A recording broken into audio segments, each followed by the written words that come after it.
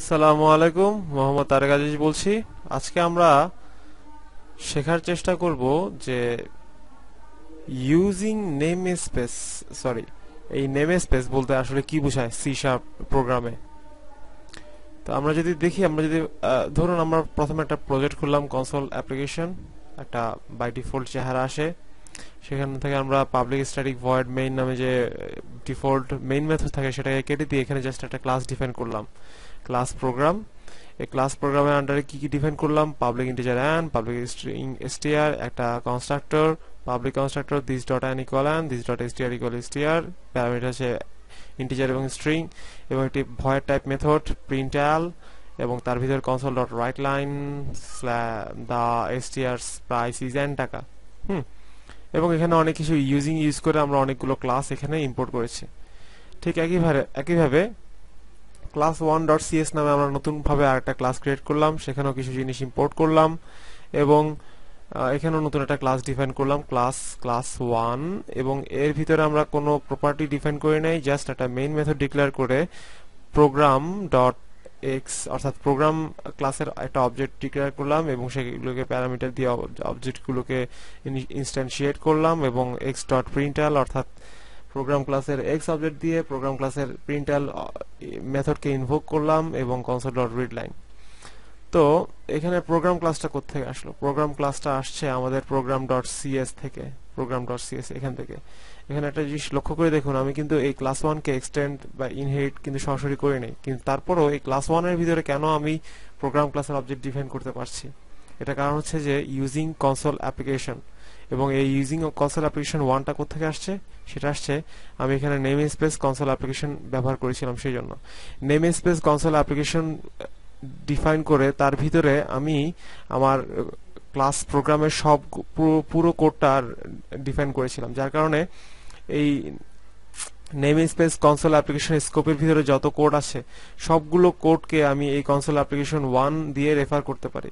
এরপর আমি যখন অন্য কোনো একই প্রজেক্টের অন্য কোনো ক্লাস আমি ব্যবহার করতে চাবো, এই কনসোল অ্যাপ্লিকেশন ওয়ানের ভিতরে স্কোপের ভিতরে থাকা কোনো ক্লাসকে, তখন আমাদেরকে সিম্পলি ওই ক্লাসের মধ্যে এটাকে ইউজিং স্টেটমেন্ট ব্যবহার করে কনসোল অ্যাপ্লিকেশন ওয়ানকে ইম্পোর্ট করতে হবে।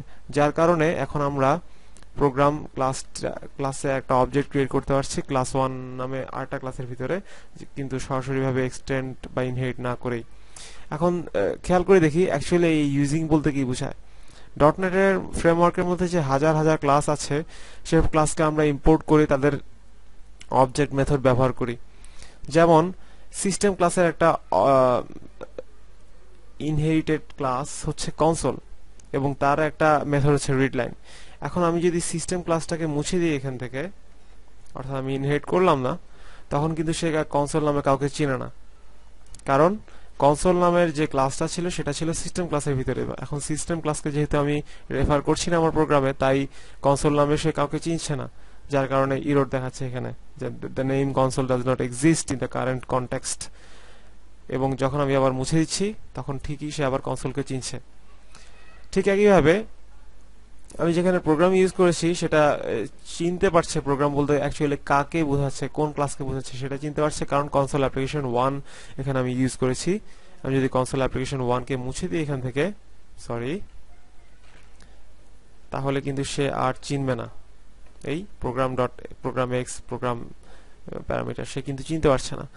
তো তাহলে বোঝা গেল যে ইউজিং নেম স্পেস দ্বারা আমরা আমাদের যে কোড, ইউজিং নেম স্পেসের স্কোপের ভিতরে আমরা যে কোডগুলো ডিফাইন করি সেই কোডগুলোকে আমরা অন্য ক্লাসে নিয়ে ইউজ করতে পারি।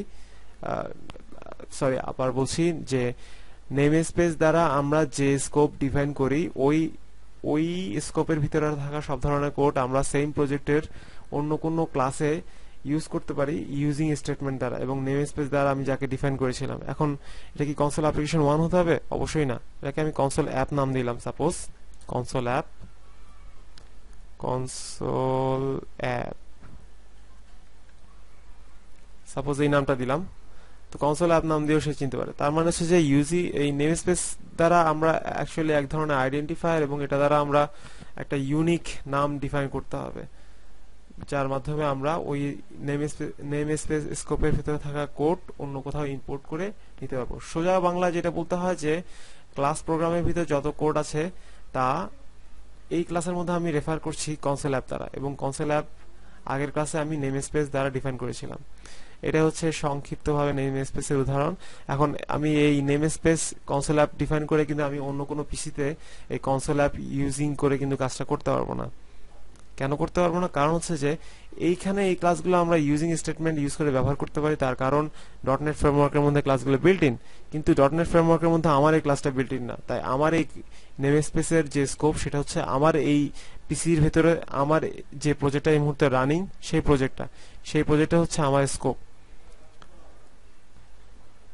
তো এই হচ্ছে কাহিনী। ধন্যবাদ সবাইকে। আল্লাহ হাফেজ।